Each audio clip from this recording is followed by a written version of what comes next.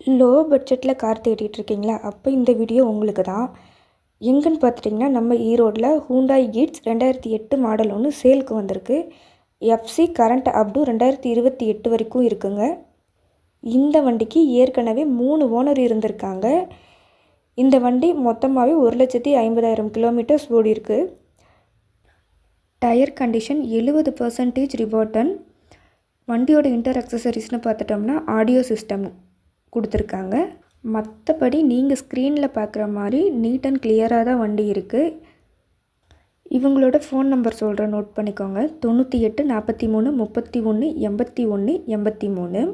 இங்கிலீஷில் சொல்கிறேன், 9843318183.